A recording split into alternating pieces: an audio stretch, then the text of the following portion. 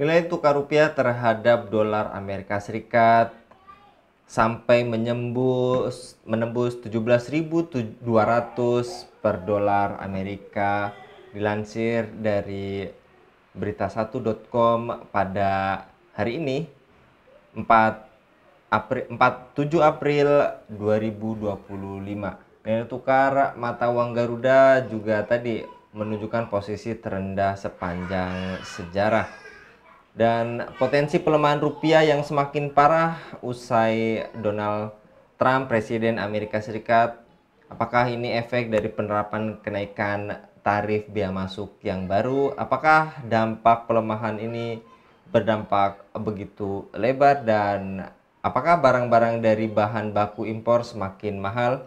Untuk membahasnya kami terhubung dengan pengamat ekonomi Bung Ishak. Kita sapa terlebih dahulu. Assalamualaikum warahmatullahi wabarakatuh, Bung Ishak. Waalaikumsalam warahmatullahi wabarakatuh. Lagi-lagi Bung Ishak, berita yang seharusnya waktu beberapa pekan yang lalu ya Bung Ishak, sempat digegerkan nilai tukar rupiah di bawah 10.000, tapi nyatanya kesalahan dari pihak ketiga dari mesin pencarian Google, dan kali ini sebaliknya bahkan mendekati 17.200. Menurut Anda Bung Ishak, nilai tukar rupiah yang terus melemah ini apakah mendekati level terendah sejak krisis moneter 1998 yang disebut bakal membuat ruang fiskal Indonesia compang-camping, Bu? Ya baik, Assalamualaikum warahmatullahi wabarakatuh, para pemirsa yang dirahmati Allah Subhanahu Wa Taala. Jadi memang eh, nilai tukar rupiah sekarang ya, tadi kita sempat diskusi sekilas bahwa sudah sempat mencapai 17.200, kemudian diintervensi oleh Bank Indonesia ya, sehingga di penutupan itu sekitar 16.900. Dan saya kira ini adalah respon para investor ya di pasar uang ya dan pasar saham yang melihat bahwa kebijakan Trump yang menerapkan tarif ya sebesar 32% untuk Indonesia dan juga di negara-negara di seluruh ya, negara-negara yang menjadi mitra Amerika Serikat, Cina ya, itu direspon negatif ya, sehingga para pemilik modal di Indonesia termasuk di Indonesia dan di negara-negara lain itu menarik dana mereka, baik itu di dalam bentuk obligasi ataupun dalam bentuk saham ya, untuk kembali diinvestasikan di aset-aset yang dianggap aman ya, dalam hal ini adalah dolar Amerika Serikat. Dan saya kira tren ini juga terjadi di berbagai negara, tapi saya cek tadi di negara-negara Asia ya, yang paling melemah itu adalah Indonesia ya, Indonesia, dan apa, diikuti oleh negara-negara seperti Filipina ya, dan juga Hong Kong ya, dan Jepang ya. Tapi yang paling paling parah adalah Indonesia gitu. Saya kira itu adalah selalu terjadi ya, karena nilai tukar kita ini fluktuatif ya, menggunakan mata uang kertas yang sangat dipengaruhi oleh sentimen di pasar keuangan ya. Meskipun mungkin fundamental ekonomi kita relatif stabil bisa saja ya.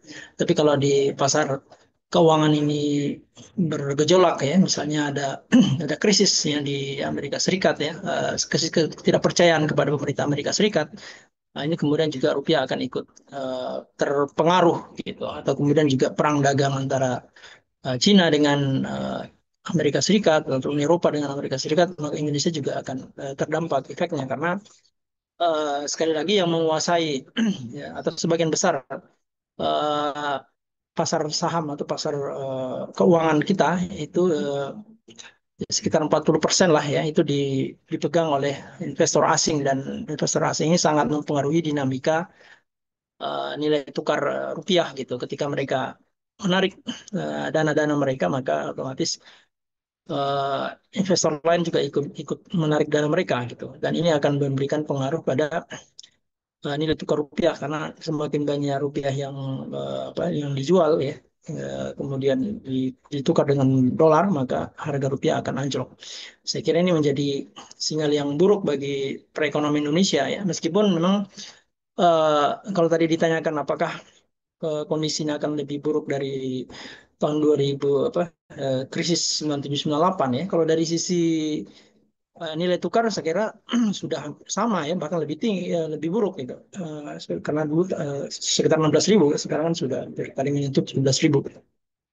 Tapi dari beberapa indikator-indikator yang lain ya, misalnya inflasi kita masih cukup rendah ya, karena ini memang kita diuntungkan oleh musim ya, eh, musim hujan yang cukup stabil gitu, dan kemudian juga tidak ada musim paceklik ya, sehingga inflasi pangan itu juga relatif terkendali gitu.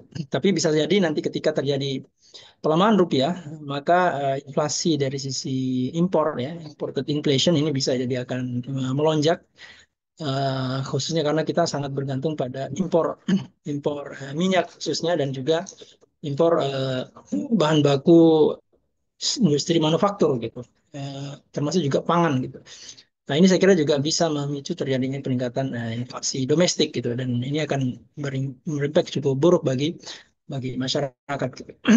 Saya kira itu dua hal yang yang menjadi indikasi awal ya, bahwa meskipun belum seburuk ya, belum seburuk tahun 1997-98 ya dari sisi kondisi makroekonomi kita, tapi pelemahan rupiah ini sudah sama gitu, dan bisa jadi impactnya terhadap perekonomian juga bisa bisa berdampak ke yang lain gitu. Jadi tadi dari sisi inflasi ya, kemudian ketika impor yang menjadi semakin mahal, maka daya beli masyarakat untuk membeli pangan misalnya kedelai ini kan 98% dari kedelai kita itu berasal dari negara-negara Amerika gitu.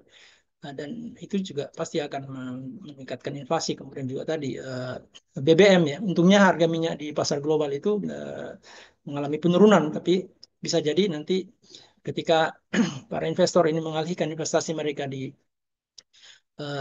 komoditas ya, sehingga harga minyak ini meningkat, maka biaya impor kita akan naik gitu. Saya kira ini akan masih akan kita lihat dalam beberapa minggu ke depan gitu, kira-kira apa dampak dari pelemahan rupiah ini. Tapi yang pasti utang pemerintah akan membumbung sangat tinggi, karena sekitar 30% ya dari utang pemerintah itu dalam bentuk falas gitu. Ketika uh, harga nilai tukar rupiah melemah, maka otomatis pembayaran cicilan dan juga bunganya itu juga akan meningkat. Kira-kira itu, Bung Anggi. Apakah artinya ekonomi Indonesia secara fundamental masih kuat yang tadi Anda paparkan, karena juga statement dari Menko Perekonomian Erlangga Hartarto juga meyakini nilai tukar rupiah tidak terus melemah. Benarkah fakta ini, Bung?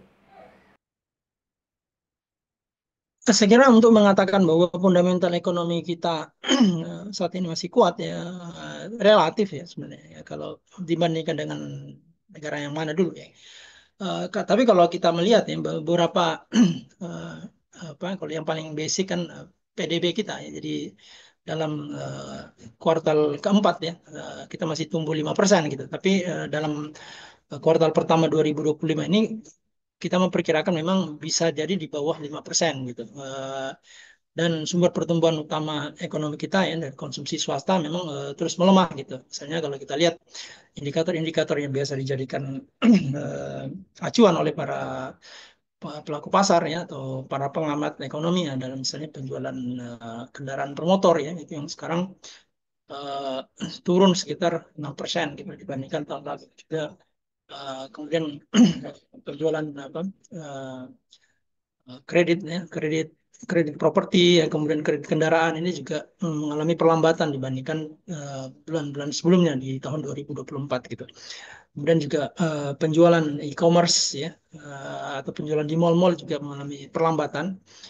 Dan saya kira ini akan terus berlanjut ya, akan terus berlanjut. Kalau ini terus berlanjut, maka pertumbuhan ekonomi kita akan lebih lebih rendah dibandingkan tahun 2024 yang sekitar 5% gitu.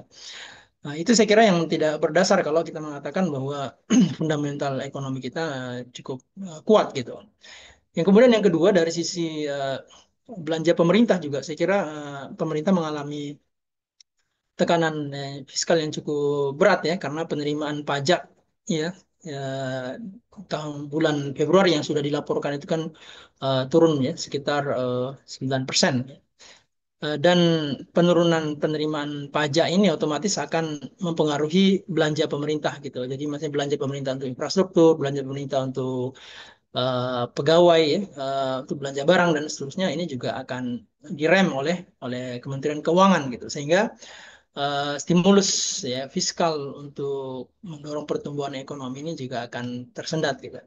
Kemudian juga yang lain, saya kira dari sisi ekspor ya, tadi sudah disinggung di awal tadi bagaimana kebijakan Trump ini juga akan secara langsung akan mempengaruhi permintaan ekspor di negara-negara tujuan ekspor Indonesia ya, termasuk di Amerika Serikat karena kita tahu bahwa Amerika Serikat ini sekitar 9 sampai 10% ya tujuan pasar kita ya, industri manufaktur kita ini ke Amerika Serikat. Ketika ada kenaikan tarif ya, meskipun kita tahu bahwa kenaikan tarif ini adalah salah satu cara Trump untuk merenegosiasi ya perdagangan dengan negara-negara mitranya. Tapi kalau misalnya ini tetap diberlakukan, maka akan terjadi pelambatan ya ekspor kita ya karena harga-harga akan semakin mahal di Amerika Serikat ya, karena sehingga otomatis konsumen Amerika Serikat akan mengurangi ya, demand mereka dan itu kemudian permintaan industri manufaktur kita khususnya tekstil, alas kaki ini juga akan melambat ya. Dan itu impactnya adalah bisa jadi ya PHK yang sudah masif di tahun 2024 ini akan berlanjut di tahun 2025 ya, khususnya di misalnya di industri alas kaki dan garment dan juga pakaian jadi gitu. Nah, saya kira ini akan cukup berbahaya gitu bagi pertumbuhan ekonomi kita gitu. Jadi itu tadi, jadi konsumsi kita akan melambat, kemudian juga ekspor kita juga akan tertekan dan belanja pemerintah kita akan eh, di berkurang dibandingkan tahun sebelumnya gitu. Sehingga memang dari sisi fundamental ekonomi kita ini juga saya kira bermasalah gitu. Kemudian juga tadi ditambah dengan kurs rupiah ya yang kemudian masih akan terus bergejolak gitu. Ini juga akan menjadi beban bagi pemerintah karena biaya impor akan meningkat dan kemudian juga biaya pembayaran bunga utang akan naik gitu. Saya kira tidak tidak ada hal yang menjadi indikasi bahwa ekonomi kita di kuartal pertama tahun ini akan lebih baik gitu. Gitu kira-kira Bung Anggi. Dan menurut Anda, Bung Ishak, apa solusi praktis untuk menyelamatkan ekonomi negeri ini? Apakah pembentukan super holding BUMN seperti Danantara ini bisa sebagai solusi, Bung? Saya kira memang solusi-solusi praktis yang ditempuh oleh pemerintah tidak cukup kuat ya. Seperti yang tadi kalau dikatakan bahwa Danantara ini bisa mendorong ya BUMN bisa eh, memberikan kontribusi yang lebih besar terhadap pertumbuhan ekonomi terbukti kan direspon negatif oleh para investor kan. Begitu kita lihat bagaimana setelah Danantara itu diumumkan, maka indeks harga saham gabungan kita merosot sampai 7% ya, 6 sampai 7% ya.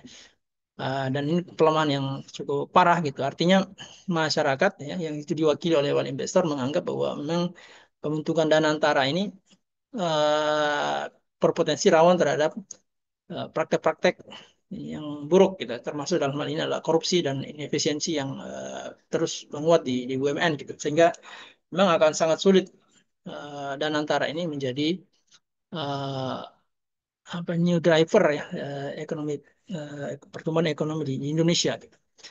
Sehingga memang kalau yang seperti yang kita yakini ya bahwa memang selama sistem ya, ekonomi Indonesia ini dibangun ya berdasarkan apa yang sudah berjalan selama ini dan dalam hal ini sistem kapitalisme maka ya pertumbuhan ekonomi Indonesia ini mungkin akan tinggi ya, misalnya sekitar 5% bahkan mungkin 7%, tapi tidak memberikan dampak yang cukup signifikan terhadap peningkatan kesejahteraan masyarakat gitu.